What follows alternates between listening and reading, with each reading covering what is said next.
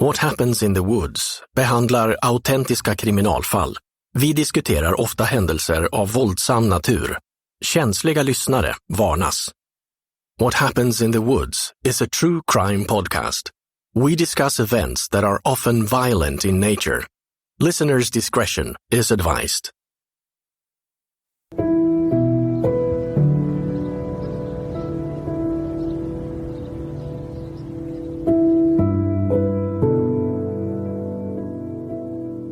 That place was packed because of all the relatives and friends of some of the girls that he had been involved with. Before you sits a monster, an extreme aberration of a human being. A man who walked among us for 17 years, serving us donuts, Danish, and coffee with a pleasant smile. His family was a prop. He hid behind decency. This hunter who kept trophies on the wall now has trophies scattered throughout South Central Alaska. And while he doesn't talk about or admit to it, it's obvious from looking at where things started and where women ended up. He hunted them down. He'd let them run a little bit, then he enjoyed a hunt, just like with his big game animals.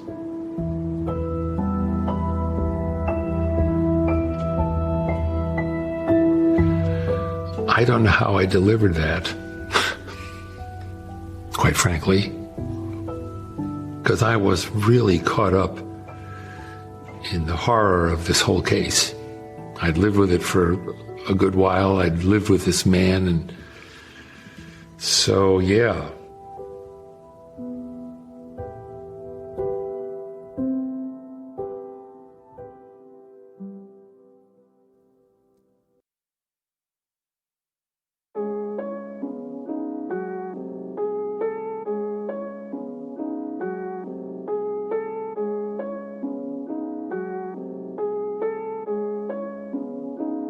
Do we ever know what people are truly capable of? They say the problem with trying to identify sociopaths and homicidal maniacs is that they look just like you and me, just like everyday people. So how do authorities gather random information and compile a profile with enough details to narrow down a suspect list? And what do you do when the most unlikely of persons checks all the boxes on that list? This case takes us to the infamously named the Land of the Midnight Sun, the wild and expansive state of Alaska. For decades, people have moved to Alaska for many reasons. The lure of riches in gold mining, oil production, and even the fishing industry, or simply to escape from their past and start anew. A person could be lost, never found if they so chose, in a place such as that. And Robert Hansen, also known as the Baker Butcher, was just such a person. This is True Crime Podcast, What Happens in the Woods, with your host, Justin Bryce. Let's get started.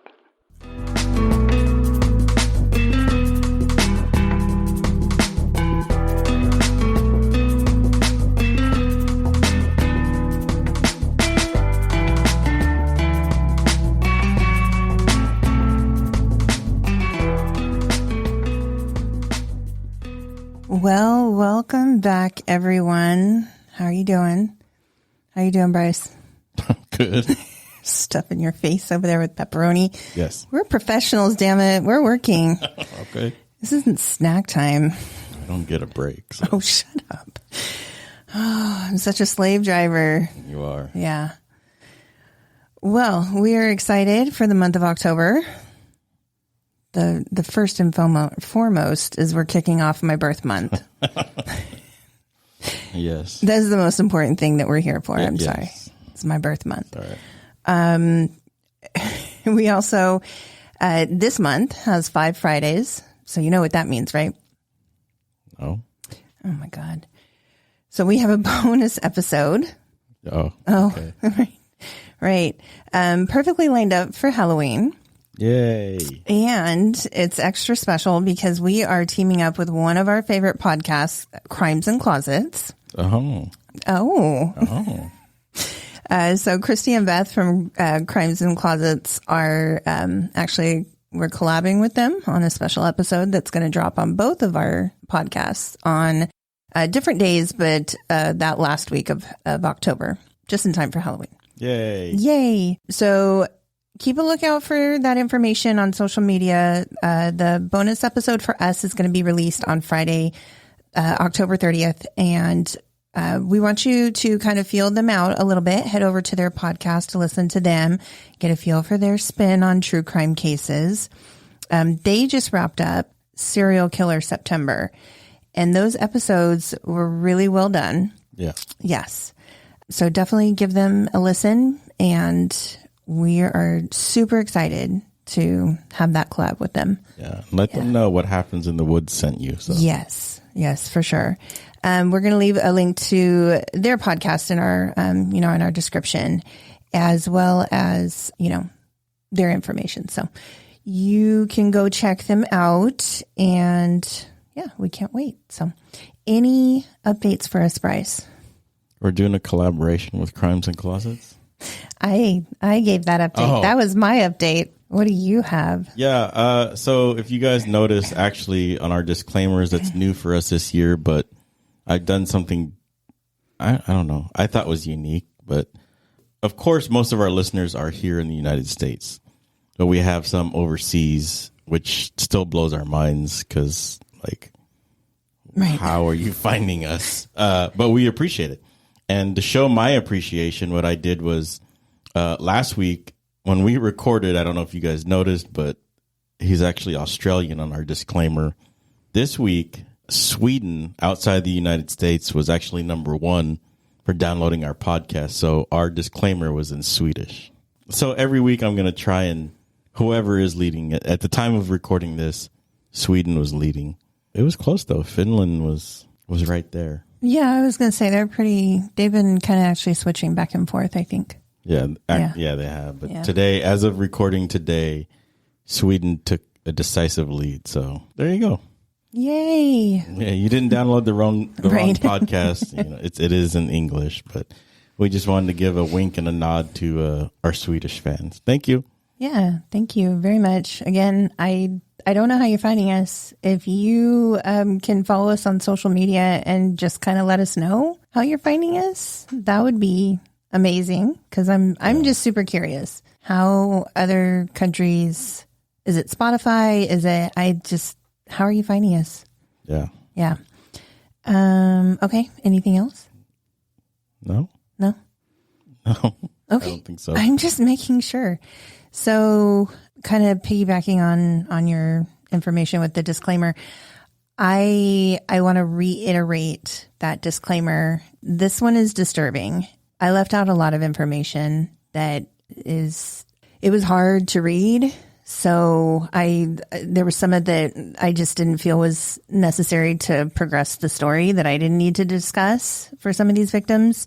But there's still quite a bit of information that is very sensitive. So as with anything else, fair warning, if you are triggered by rape or sexual assault, please listen with discretion. I don't want it to turn away anybody. As I said, I will be as delicate as I can be, but I know that is sometimes hard for people to hear. So yeah, I just want to make sure that everybody has that fair warning for this one. With that being said, I am taking us back to the early 80s in Anchorage, Alaska. And we're going to talk about a serial killer that almost wasn't caught. And if it weren't for one very brave and lucky woman who managed to escape, there's really no telling how many more victims he would have left buried in the frozen grounds of the Alaska wilderness. It's quite scary, actually. So, with that being said, let's get started. So in July of 1980, while electrical workers are digging near an access point, they find the very badly decomposed body of someone who would become known as Eklutna Annie. They believe that she was between the ages of 16 and 25 at the time of her death. So, I mean, pretty large range. Yeah. Her body had been there for about a year, they think, in the wild, in the elements, and it had been out there for animals to ravage. So keep in mind with all of this is Alaska. It is the largest state in the United States, but it almost has per that, it also has the least amount of people that live there. There is a good amount of that land that is not inhabited at all. And some of it is only accessed by plane or boat. It's just not inhabitable in some areas, or it's not like huge suburban sprawls, So there are wild animals, and unfortunately, they had found this body. There wasn't much left there for them to figure out who this victim was. They did know that the victim was stabbed in the back, and they suspected at the time, due to the jewelry and the clothing that did remain, that the victim was a sex worker or a dancer. One of only a handful of female detectives with the Anchorage PD at the time, Maxine Farrell, responded to that dispatch call. The best piece of evidence that authorities have from that crime scene is what remains of Eklutna Annie's skull. So a forensic artist is able to put together a possible likeness. From that, the picture is shared everywhere that Detective Farrell can think to get it out to. Nothing comes of it. And of course, because she is a suspected sex worker, people don't really give a shit. Yeah. Honestly. That same month, Joanna Messina was reported missing, and her body was found in a shallow gravel pit just south of Anchorage in a town called Seward. Mm-hmm. The body was in bad shape due to being, again, out in the wild and exposed to bears and other animals. She was just 24 years old. Again, she was a sex worker. There was little to no evidence found with her body. Authorities wouldn't tie the two victims together for actually another couple of years. Okay. So around this time, Detective Farrell begins to compile a list of sex workers that have been reported missing. She said once they found this body that there was actually, it seemed to her that every month, one or two people would be reported missing, and there just wasn't much being done about it because they were sex workers. Yeah.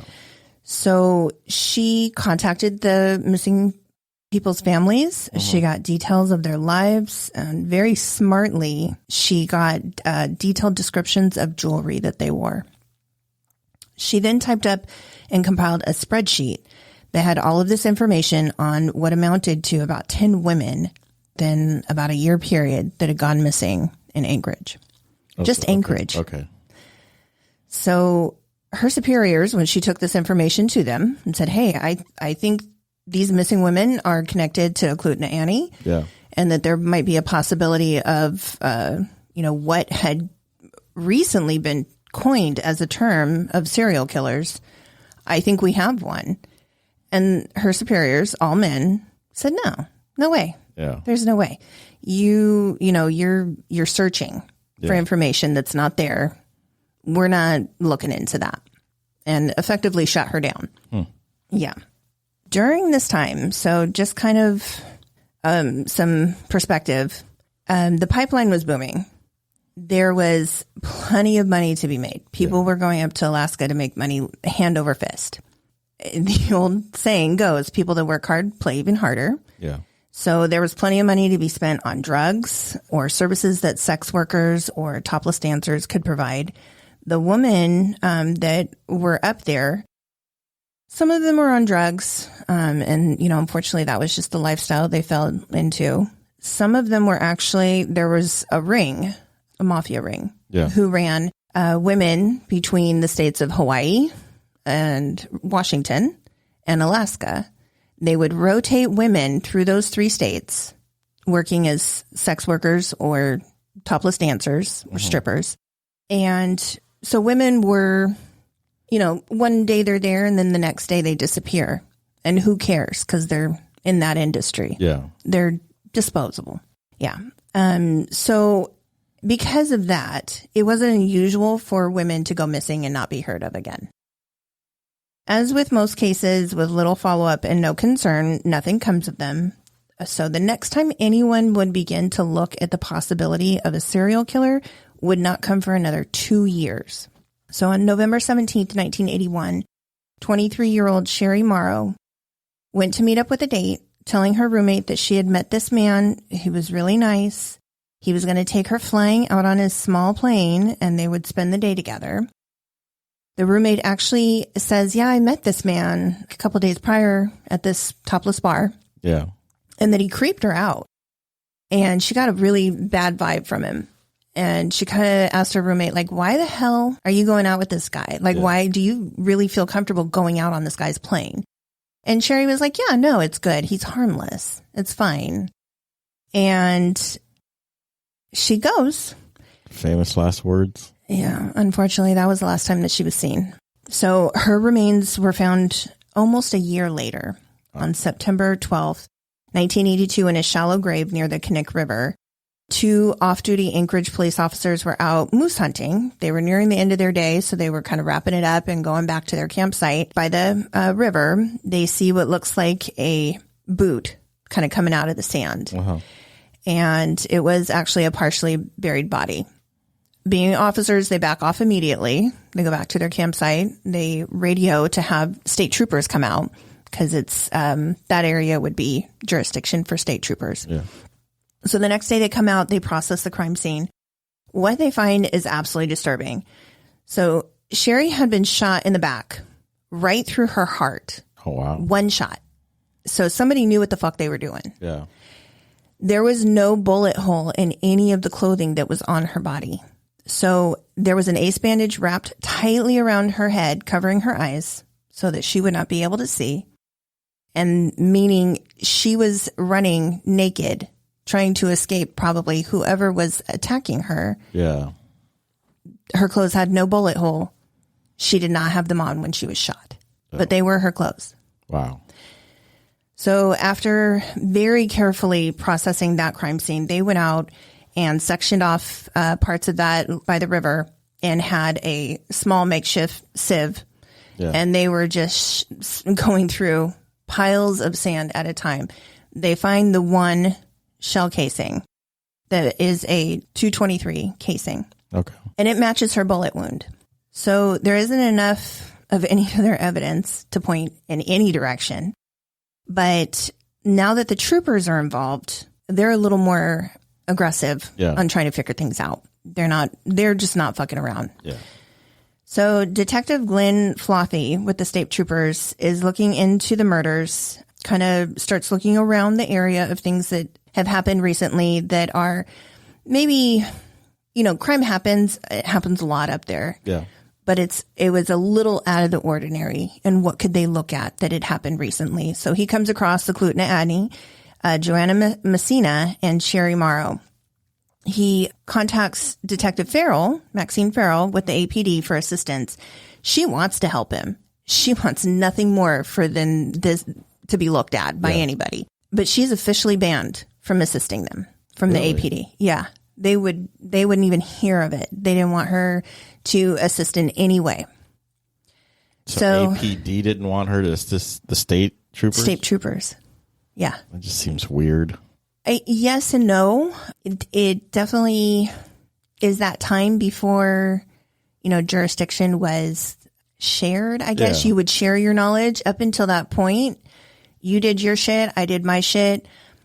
I didn't need to help you. Okay. You know what I mean? Yeah. Yeah. But she manages to get him her spreadsheet of the missing girls that she had found and their information with, the descriptions, the family members, the jewelry, things like that. Yeah. That's the best that she could do.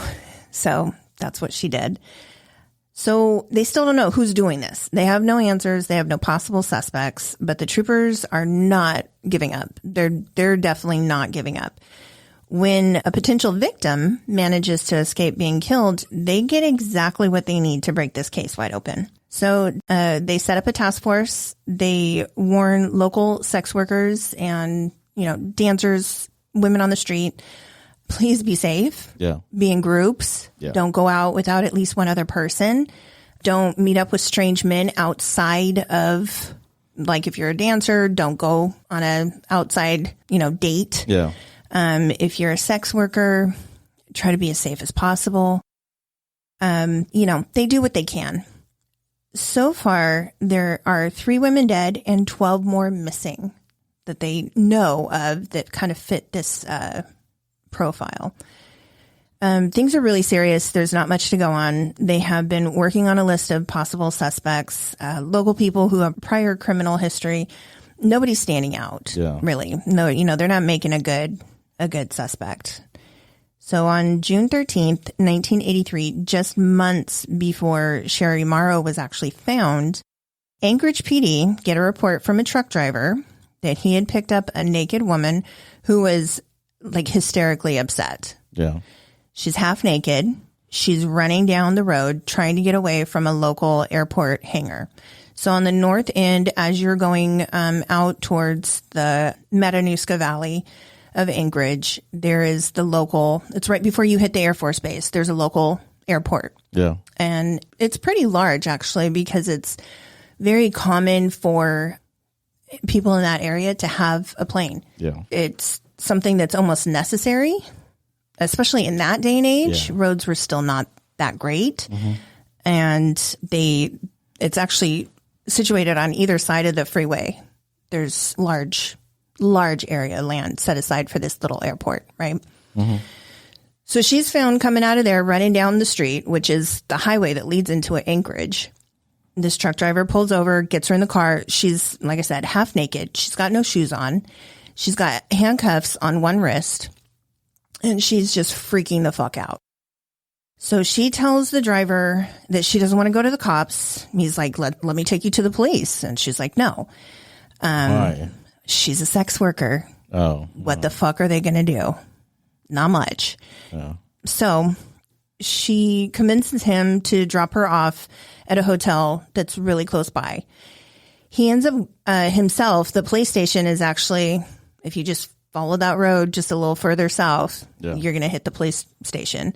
So he goes and stops, and he files a report on his own, tells them where he drops her off. So when Officer Baker and his partner go to that hotel, they find that she actually is staying at another hotel, but the person that worked there recognized her and was like, no, she's down the road a little bit. And she was really upset. So she made it down to this other hotel. They figure out where she's staying. They find out her name is Cindy Paulson. She's a well-known sex worker. She tells them eventually she's 19. She's only 17. It's really, really young. Oh, wow. Yes, that's really young. When they find her, she is visibly shaken, just hysterical. And they, have a hard time getting her to calm down. She's still got the handcuff on her wrist that they get off of her. They calm her down. They get her story. And what she starts telling them is just fucking crazy. And they're thinking, okay, I mean, this is so nuts. And she is so convincing it has to be true.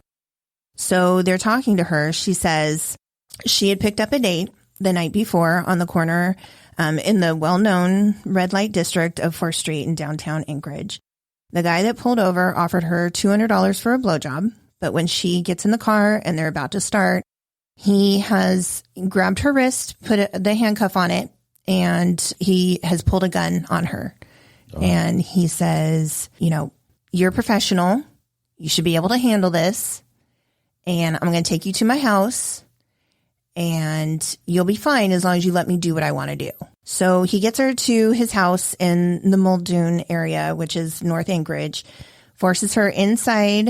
He takes her down to his basement that she describes as the completely most fucking creepy thing that I can think of, which would be the walls are lined with heads of dead animals. Yeah. His taxidermy. Yeah. There's no open space. Oh, wow. It's completely lined with dead animal heads. He rapes her. He tortures her on and off throughout the night. He has her chained to the handcuffs chained to a chain that's hanging from the ceiling. Oh, okay. And he keeps her there. At one point, he gets tired from, all of his fuckery and takes a nap, leaving her chained there. In the morning, the guy says he's going to take her out to his cabin by way of his plane. And if she's good, he'll let her go. Okay. He tells her that he already has an alibi. Friends are going to, back up a story for him. And that he will be believed if she goes to the police with this story because he's an upstanding person in this community. And nobody's going to fucking believe her over him. Right. So Cindy said she knew if she got on that plane, she wasn't coming back. She fucking knew it. Yeah. And she didn't care what he said. So when they get to the local airport, when she got the chance to run, she did. She was going to die either way. She'd rather try to get away. You have a fighting chance. Right. Yeah. She was really smart too. She left her shoes in the car. That's why she was shoeless. So that if she could bring police back, she could prove that she could try to prove that she was in the car. So she took off running. She waited until her attacker was distracted, loading up his plane with supplies. Yeah. She managed to get out of the car and she got to the busy street where the truck driver found her and picked her up. So right from the start, Officer Baker completely believes her story. Absolutely believes her story. Yeah. He convinces her to let them take her to the hospital to get a rape kit taken and make an official statement of the incident. Before going to the hospital and then after, to the station, before they head out, they stop at Merrill Airport so that she can try to identify the plane that she was about to be taken on. And they could try to get the name of the owner.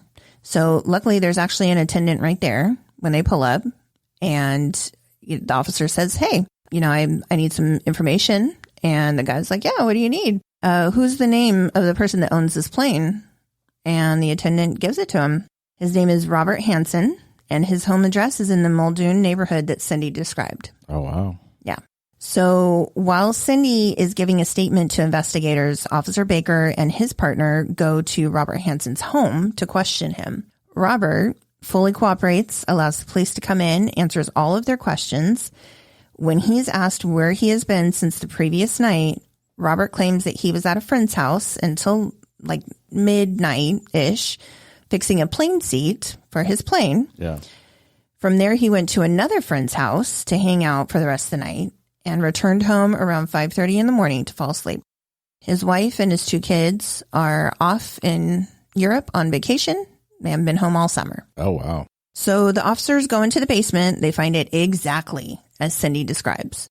Creepy as hell, with assorted moose, deer, caribou, other animals' heads mounted on the walls. Literally every inch covered in heads or other parts of dead animals. Wow. There's even a bearskin rug in front of the fireplace. How romantic. Oh. But there's no chain hanging from the ceiling. Nothing looks suspect. Robert himself is actually a well-known local man whose shy demeanor and congeniality would lead most people to assume that he couldn't possibly have been involved in anything that Cindy claimed. Oh, yeah? Yeah. So the lead investigator questioning Cindy believes just that. There's no way that this guy, who is a member of society that's, an upstanding guy. Upstanding member. Right. Married, 2 children. His wife is also well-known and well-liked in the community. There's no way that this guy is involved in this compared to the word of a street worker or a sex worker. Please. So he refuses to even take down her statement, essentially, and says that he will not process this further. So he drops it. He says, no, Officer Baker is officially shut down, but his nagging feelings won't let him let it go. Yeah. He, on the side, begins gathering all the information that he can on Robert Hansen. It's slow because this is before internet. Yeah. Robert was not native to Alaska, so it meant finding where he came from and getting those records, which I'll get into later. It was just slow going, but he wouldn't let it go. Good for him. Yeah. Honestly, this is exactly when police work works. Yeah. When, you know, an officer actually takes the time to listen to somebody, no matter how credible or uncredible they may be, and figures it out for themselves. Yeah. I don't understand why that's such a hard concept. I do recognize in the 80s, though, given where they are, that's exactly why this progressed farther than it should have. Yeah. So when the body of 30-year-old Paula Golding was found on September 2nd, 1984, on the bank of the Kinnick River, it had been a year since a woman had been found. The community was just kind of hoping that this was done, but obviously not. No. So Paula had recently moved from Hawaii not long before she went missing, and she was just trying to start her life over. She was an out-of-work receptionist. Yeah. And when she got to Alaska, she couldn't find work, so she ended up taking a job as a topless dancer very reluctantly. Okay. Very reluctantly, because that's what was hiring up there for women. Yeah. Honestly. She ended up going missing April 25th, 1983, after only being at her job for about a week, according to her roommate. So she had answered some advertisement, been hired for a modeling job, and was to meet a photographer who was going to fly her out on his plane out to the woods, pay her to take some photos. Yeah. It was good, good job. Paula told her roommate it was good paying.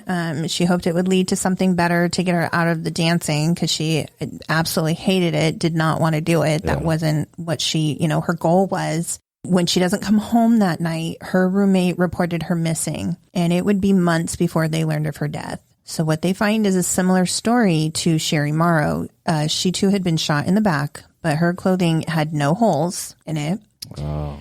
And they found a .222 shell casing near her body. 223. I'm sorry, 223. Yes, 223 shell casing near her body. With this info, the troopers finally can confirm they actually have a solid link between two of the victims. The same weapon was used to kill both women. Now they know that the cases are related. That's great, but they still don't have a suspect. Yeah.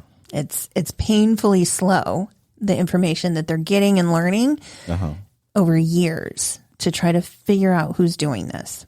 So that intel that Officer Baker had been gathering on Robert Hansen finally comes together, and what he found it just didn't back up the man's portrayal of a mild-mannered family man. Yeah. Knowing he couldn't press it further with APD, he sends all the info to the state troopers, believing that Hansen could be a good suspect, if not the person responsible for the killings of these four women. Together with what Detective Farrell had compiled and Officer Baker's information on priors that Hansen had, he quickly got to the top of that suspect list, that short suspect list that they had. The troopers reached out then for help from the FBI, and they got it from the fucking best. So you and I, Bryce, have watched Mindhunter. Yeah. We know that it's based off of a book written by John Douglas, who was one of the pioneers of what is called the behavioral science unit. So that was set up in the late 70s. It was fresh at this time. And having the help from what was, this new unit with the FBI was absolutely instrumental in closing this case in Anchorage. The profile that they worked up on a possible killer it's bone chilling how accurate it is for this person. It's so amazing. Like, it's fucking amazing how they take this minute collection of information. Because at that time, they didn't even have what Officer Baker gave them. Oh. They were working off of just what the bodies had told them of these victims. They take all of that information and they compile it, and they were able to hit it spot on. It's crazy. So Robert Hansen fits that profile to a T. So some of the characteristics in the profile are a person able to function unnoticed in the community. He was a slight man. He was shy. He was a business owner. He had, a work schedule that afforded him lots of free time. Yeah. He was somebody who was an avid outdoorsman, had been hunting for years, really came to Alaska and was able to hone that skill, I guess you would call it. He was somebody that had difficulty speaking to women. He would be considered a outcast or social misfit with low self-esteem.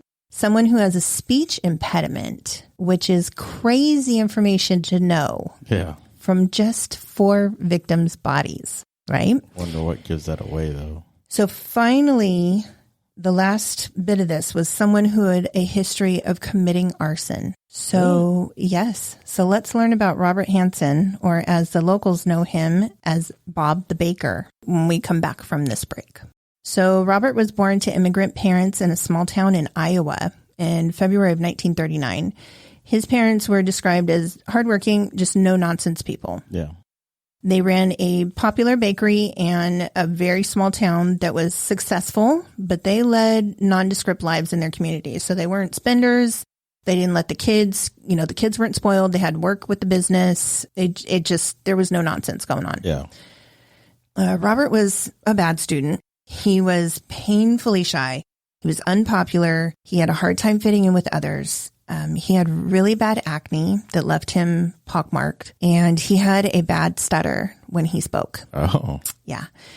He actually describes himself as saying, quote, "I look like a freak and I spoke like one," end quote. As you can imagine, he was bullied quite often.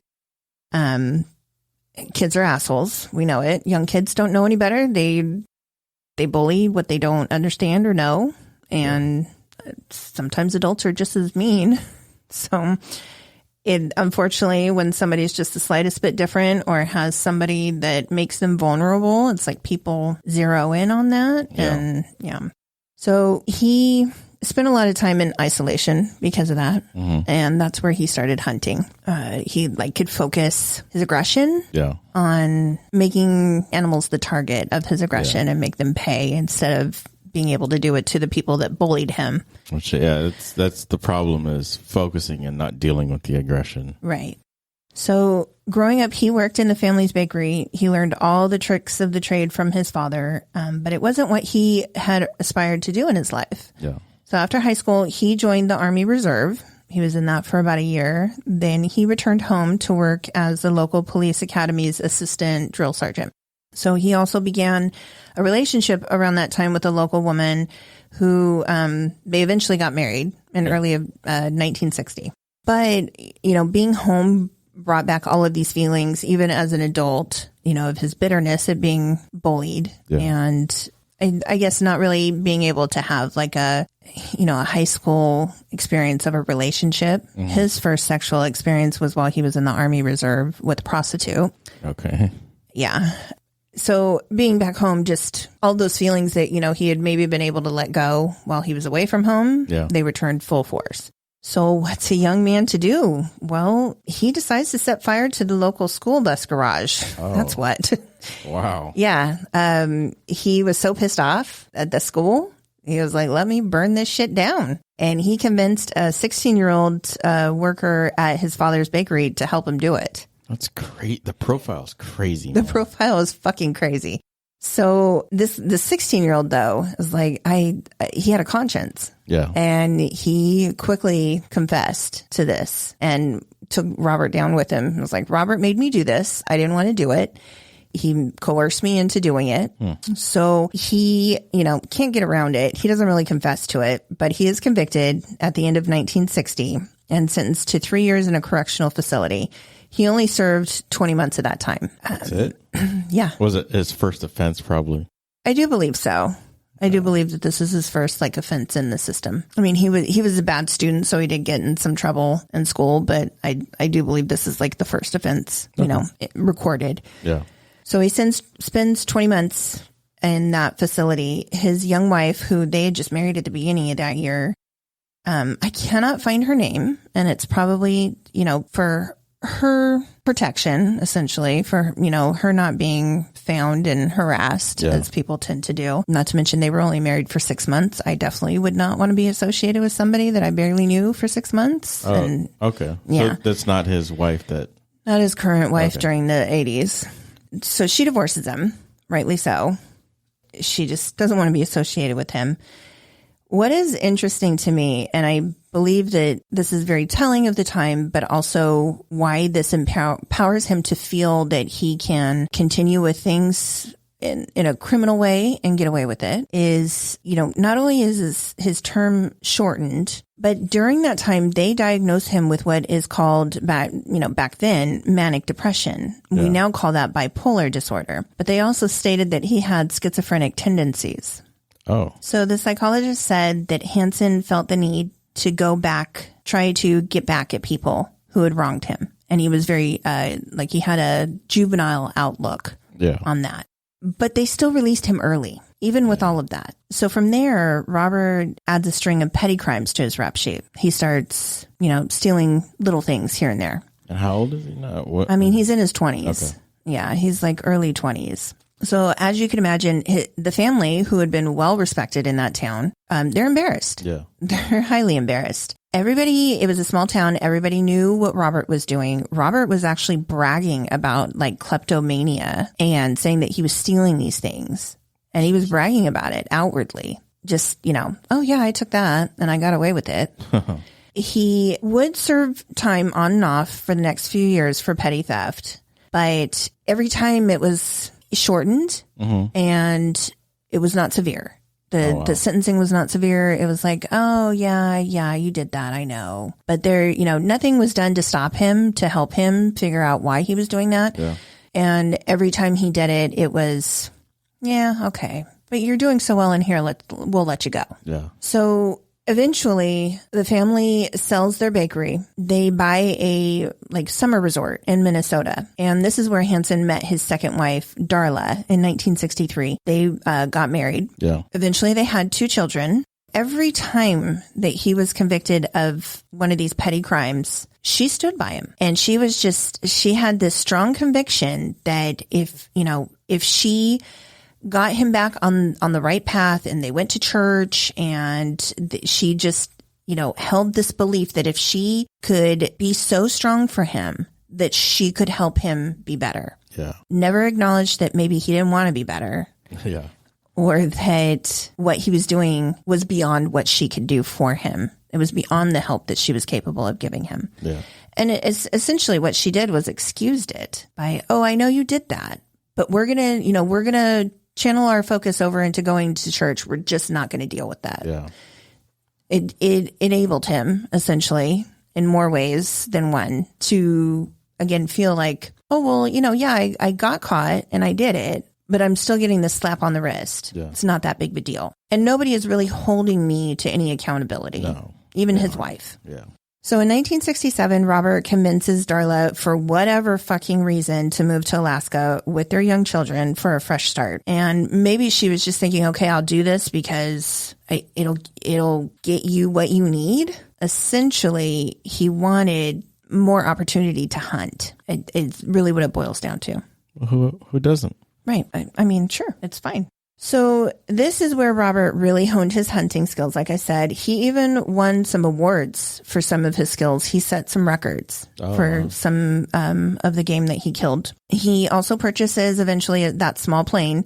He took that out often, but he never officially had a pilot's license. And again, this is Alaska. You get away with a lot of shit. Yeah. Yeah. Nobody was. It kind of amazes me, and I'm sure it's probably a little bit different now, but how are you going to go park a plane and take it in and out and nobody working there questions whether you got a license? I can see it's just a hangar you're parking your plane in. Doesn't mean you. Right, but you got to go out on the field. You're being taxied. Yeah, but if I don't see it being like LAX, or SFO, or no. It's a real busy airspace. I'm sure it's just like visual flight rules, maybe see it, don't hit it. I just would think that especially in the 80s, I don't think it's like, like you said at the beginning, a bustling suburb. Right. No, it isn't. But the Air Force base was there, just north of that hangar. And Anchorage International, like Ted Stevens Airport, is just down the road. So you had 2 major, airfields. You probably had a plane that didn't have a transponder either, so they can't track you on radar. He might have. I mean, that's a good point. It just kind of stands out to me as, nobody's fucking questioning you on any of it. It is the 80s. It was the 80s, and again, it is Alaska. So eventually, he opens a bakery in a strip mall that's along busy downtown Anchorage Road, and it was wildly popular with locals. So again, not what he necessarily wanted to do with his life, but he definitely knew the tricks of the trade from working in his father's bakery. Yeah. So, and it afforded him a lot of freedom to do whatever the fuck he wanted. Of course. So even police and state troopers frequented this bakery, and Robert was well known as Bob the Baker. Okay. Right. Darla herself, his wife, was also well known.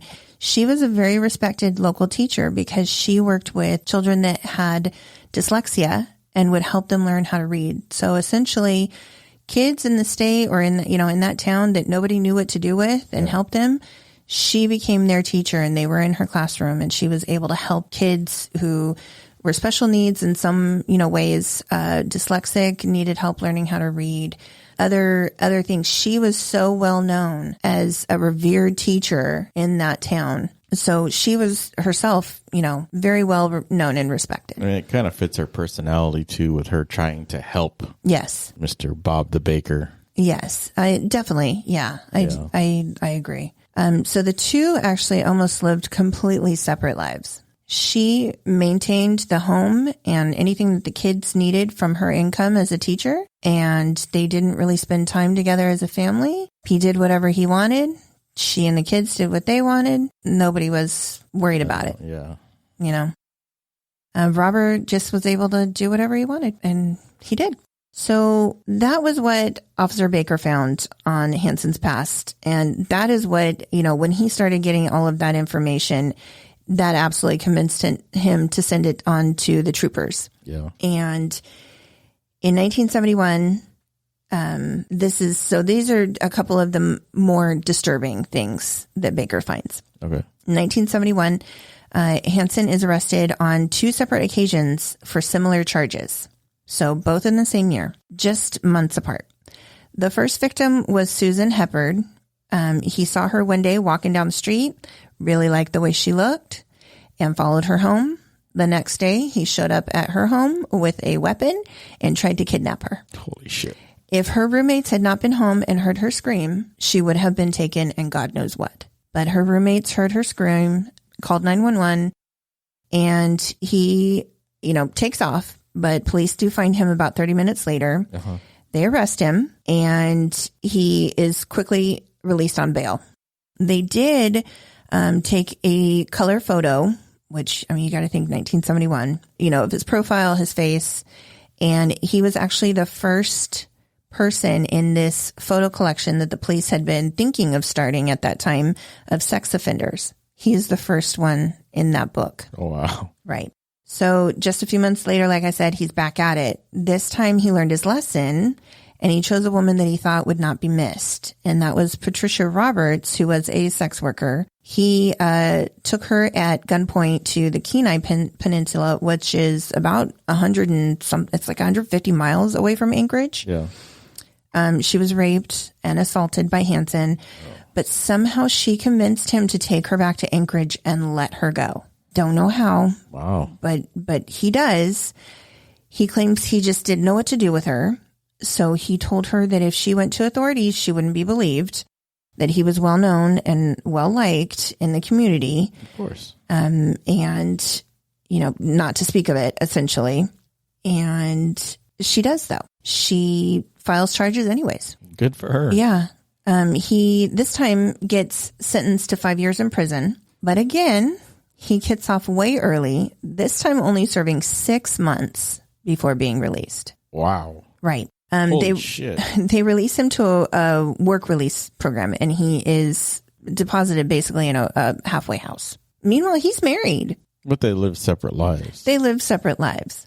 So authorities then had him again in 1976 after being charged with larceny after stealing a chainsaw from a local Fred Meyer store. Again, he is sentenced to 5 years. This time he is supposed to be treated. It's mandated by the judge. He's supposed to be treated for his bipolar disorder, but the sentence is commuted to time served. How? They buy this mild, meek persona. Yeah. But even though they know that he has to be treated for his bipolar. Right. Okay. Right. So he then begins preying on sex workers to fulfill his fantasies. And that's when the deaths begin. So in 1983, in October, Hansen is arrested outside of his bakery. The state troopers gained search warrants to have his home, airplane, and bakery searched while they interview him.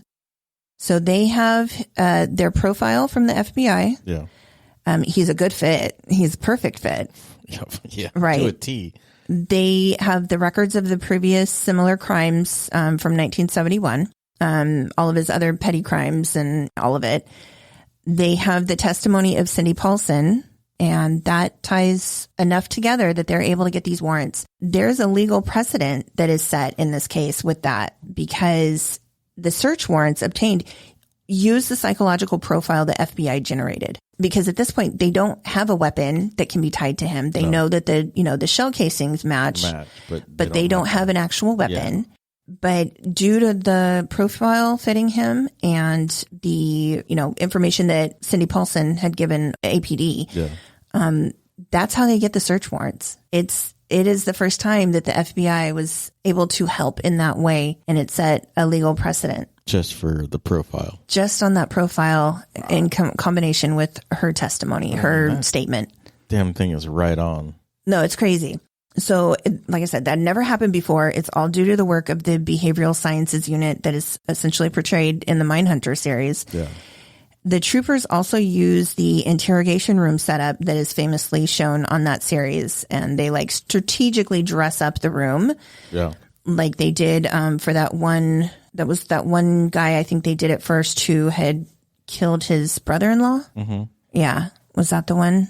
Sure. Where no, it was the guy who killed the 12-year-old girl. He was a tree trimmer. Tree trimmer. And he killed that 12-year-old girl. Yeah. And they strategically set up the room to show her majorette outfit. Yeah. And they got a baton. They even went and got a baton that wasn't even hers, but they had it laid out. Yeah. And, with all of that. So they use that same method to set up the interrogation room. They have a map. They have pictures of the missing women. They have, all of this, whatever they can gather, they think might set him off. Yeah. They have files thick, filled with nothing that have his name on it. Yeah. But they're not filled with anything that's useful. It's just filled with paper, and they've just got stacks of files. Wow. That have his name on it. So they get that, advisement from John Douglas, mm-hmm. and they set it up that way. At first, it doesn't go their way. I mean, as you may suspect, Hansen denies all of the allegations. He's never, I didn't shoot these people. I never hurt anybody. There's no way. That's the truth. I couldn't possibly, look at me. And what I find funny too is when you're listening to his, interrogations, his confession eventually, mm-hmm. he doesn't stutter. Oh. It's very odd because everybody acknowledges it, documents it, states it, that he had a large stuttering problem. He himself acknowledges it. But everything I listened to, I didn't hear it. I did not hear it at all. And I am curious as to why. They don't say anything. That's just my personal observation because I was waiting to hear it. Huh. And I never did. So he quickly asked for an attorney, and they have to stop their interview temporarily. But the searches on the property continue on. And at first they're not finding much. They're striking out with him. They're striking out with the bakery, the airplane. They're not doing too well. Yeah. But then at the house, they get into the master bedroom and they find a map that is hidden behind the headboard in the master bedroom that has a bunch of asterisks all over it. And it's a map of the greater Anchorage area. Uh-oh. Right. It's not labeled as anything. They're just little, stars hatched out on this map and strategic locations. Don't really make any sense. They're not sure what they got, but it's weird. Mm-hmm. And it's hidden in, behind the headboard. So they keep going. They're like, okay, we're on to something. We're going to find something. Something is here. They get up into the attic and they're actually taking out the insulation and looking behind it. and they find a huge store of weapons. Eventually, they figure out that, of course, they didn't know at the time, but they find a gun that matches that .223, those casings. So they don't know it at the time, but they have that weapon now. It would be a match. Then a little further way down, they find a hidden, little compartment with jewelry. Oh, shit. His trophies. Yeah. So remember that list that Detective Maxine Farrell had compiled listing personal effects from about 10 missing women a few years prior? Every piece of jewelry that they found in his house was on that list. Oh, wow. Including a necklace that was known to belong to one of the murdered women. And I believe that was Sherry Morrow. It was a very distinct necklace. So as if that isn't enough to damn Robert Hansen, while the troopers were at his house, one of the neighbors walks over, being nosy, says, "What's going on?" And the trooper, is saying, we're gathering evidence. This is a processing of a crime scene, essentially. Yeah. And we're going to need you to keep your space. And the neighbor kind of keeps asking questions, and he's getting a little nervous. And the state trooper's like, "Do you know anything about this? Do you have any information on Robert Hansen that we can use?" And the neighbor reluctantly says, "Yeah, I lied for him. I didn't know what I was saying it for. Yeah. But he asked me to lie and give him an alibi one night." And come to find out, he had asked this neighbor and another friend to give the alibis the night that Cindy Paulson was raped and tortured. He was not with them. Oh, wow.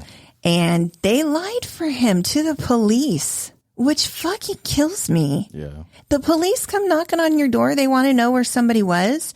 You don't fucking say yes. No. You're dumb. Yeah. Why would you perjure yourself like that when you don't know what he's done? Yeah. Especially now. So both of those friends claimed they had no idea what he was involved in. They didn't know why he had asked them to give that alibi, but they did. And that was the last bit of evidence that they needed. And they knew they had him. And eventually he knows it too. Yeah.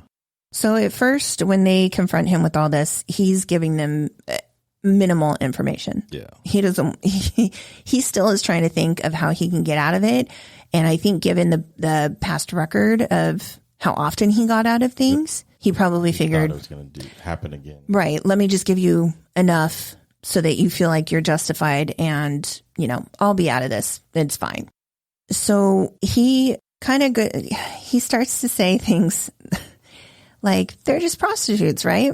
And he is even quoted as saying, "Can you rape a prostitute?" He states, "I could do things with them that I couldn't do with a good woman."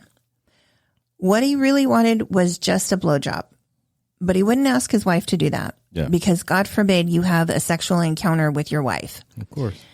And the more Hansen talks, the more he starts to blame the women that he raped and tortured for what he did. Their fault. Right. Because he claims they didn't do what he wanted. Oh. He had fantasies. He was paying for it. They're paid professionals. They should do what he wants. Of course. Right. When they didn't do that, he got angry. He felt rejected. Went back to his childhood of all those, repressed feelings of being dismissed or made fun of or, pushed to the side. Yeah. And he made them pay for it. So he, continues for a few months to give them very little. Yeah. By February of 1984, he knew that they had him and he agreed to a plea deal. So he essentially says if he confesses to 17 murders, he'll agree to, do that if they only try him on the 4 murders of Aklutna Annie, Joanna Messina, Sherry Morrow, and Paula Golding, as well as the kidnapping of Cindy Paulson. And there's also insurance fraud. Oh. So comes out that Bob the baker got the money to start his bakery after fraudulently filing a claim for $13,000 on some hunting trophies that the troopers found buried in his backyard when they were investigating and searching his house. So he agrees to help the police search for the other bodies of his victims using the map that was found behind his headboard. Turns out all those marks on the map are where he placed other victims One report I read said there was over 37 marks on that map. Oh, wow. Yeah. But the plea deal was for what? For 4. He confessed to 17. So there's some even, he marked where the bodies would be on that map. He didn't admit to committing murders. Yeah, all those. Right. Wow. Okay. So probably that's only what he could remember. I mean, I do think maybe. Yeah, maybe. I don't know. He just essentially, he didn't want to be caught. He didn't want to, you know, he was still trying to get the least amount of time served as possible. So he says what his plan was he called it the quote unquote summer plan of 1983. He sent his family on a European summer vacation so that he could have free reign to rape and murder to his heart's content. How considerate. I guess. Send your family on a vacation. Yeah. Part of his conditions for confessing were that the trial was not publicized so that his family could avoid embarrassment and that he would serve his time outside of the state of Alaska. You can imagine it affected the family anyways. Yeah. It's still a small town, in many respects. His wife, Darla, and their 2 children would eventually move away to try to start over again in the southern part of the U.S., I believe Arkansas or Alabama, where her family was from. When she's been asked, she claimed that she had no idea that her husband was even capable or even responsible for any of those crimes. The children were both reportedly devastated because they had loved their father, and from all accounts, he was, loving and kind to them. And it was just heartbreaking for them to go through all of this and for people in the community to know that this had happened. Yeah. And know who they were because they were prominent members of the community. So this time when he's convicted, it sticks. On February 27th of 1984, he was convicted to a total of 461 years in prison. And what you heard at the beginning of this episode were the opening statements read by Assistant DA Paul Rothschild. And I mean, honestly, if anything was more aptly fitting to describe a murderer, it was those words. Yeah. His words, when I heard them, were chilling to me. So 7 more bodies were eventually located using the map in April and May of that year, 1984. But many more are still not found. Yeah. And even though they have this map with marks all over it, some of the bodies found in those locations, he still won't admit to. He would not have admitted to. All in all, it is believed that he raped over 30 women, all mostly sex workers. Then he would fly them out to the Alaska wilderness. Sometimes he would, have his way, do what he was doing and bring them back. Sometimes they would be set free in the elements, blindfolded, such as Sherry Morrow had been, only to hunt them down, kill them like he would an animal in the wild. For whatever reason, some women were raped, but eventually returned. Some of them would never come home. Wow. No rhyme or reason to why he chose to do what with what women. Yeah. So Robert Hansen actually died at the age of 75 in 2014. Klutna Annie, and there's another victim, earlier victim, Horseshoe Harriet. She was found near Horseshoe Lake. They have not been identified to this day. I mean, I'm hopeful that with DNA and the recent, cases that have been solved, that theirs is just around the corner. But police have redone their descriptions, redone their profile pictures so many times to try to get, information out there. And they still have not been positively ID'd. That's sad. It's very sad. So hopefully, like I said, time will tell. But until now, there's more victims to be found and more victims to be identified. And that's a lot of marks on the map for them not to. Well, also it is Alaska. It's Alaska. So, I mean, you think, if he had enough time and he felt comfortable enough and it wasn't snowing, that, the ground wasn't frozen, you could really bury a body. Well, not just that. I mean, the amount of animals out there that, wild animals out there that could dig up the body too. Right. So many variables out there. So many. Yeah. So it's really sad. But that is the case of Robert Hansen, one of Alaska's only few serial killers that we know of. I mean, to this day, yeah, there's only a handful that have happened. It's crazy. Yeah, it was. Yeah, like I said, that profile was a trip. Spot on. I don't even know how do you know he had a speech impediment? Yeah. How do you fucking know? Where did that come from? What gave them that clue? Yeah, I don't know. Yeah. And then he committed arson. Yeah. From what? Yeah. And I mean, was it wild guessing, or by then had they interviewed enough people to figure out that, progression wise, this is where it started for him? Yeah. The only explanation I have is like maybe it's the personality, the quiet, the stutterer, instead of lashing out, and he was bullied, that he would just set fire to things. That's the only thing where my brain goes, but these are all, well-paid scientists. And yeah, I wish that I could draw those conclusions and I could connect those dots. I wish I had that. I mean, of course, now studying it and knowing what they know and reading over it, I still don't think I could look at evidence.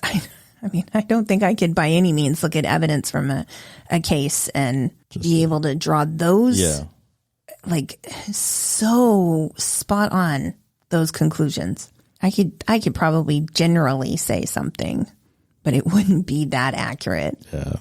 Yeah. So really interesting. One of the reasons that this caught my eye was, of course, because I'm born in Alaska, but just the connection with Mindhunter, which is completely fascinating to me. I actually have on my to read list John Douglas's book that came out in the 90s. I haven't read it yet, but after watching Mindhunter, and learning that he was an actual person, that Holden was based off of an actual person. I know the other characters in the story are based on a group of people, not necessarily isolated people, but Holden was based off of John Douglas. Interesting. So, yeah, I'm very interested to read that book now after reading all of this, information about him, about Hansen. And he's mentioned in the show briefly in one episode. Yeah, because they probably didn't get to interview him. No, I don't think they ever interviewed him. Yeah. No, but I do think the state troopers. The thing too is that because he requested privacy, all his recordings were supposed to have been sealed. Oh. But somehow, what is that ID channel? Yeah. They had that documentary, which is where we got that clip of the DA reading his opening statements. Yeah. They were able to get them. And I don't know if it's because he's passed that they can do that. Sue right. Who's going to say anything? But they were able to get his, tapes of confession. And he had a lot of information that he gave them when he felt like he was, ready to talk. So that is Robert Hansen. Just a couple of things to update on. We had mentioned that case in Seattle of those unfortunate people, their bodies found in those suitcases by the teens on the TikTok app. They actually made an arrest. So 62-year-old Michael Dudley, who was the couple's landlord, was arrested and charged with their murders for Jessica Lewis and Austin Wenner. They were renting a room from him, and during COVID, they couldn't pay. So he said, "You got to go," even though the state had mandated that they were pausing on any evictions. Yeah, he took matters into his own hands. As of right now, he's awaiting trial. So thankfully, the family has some answers, and this asshat's going to hopefully pay for what he's done. Yeah. Another update is on the Susan Powell family case. Yeah.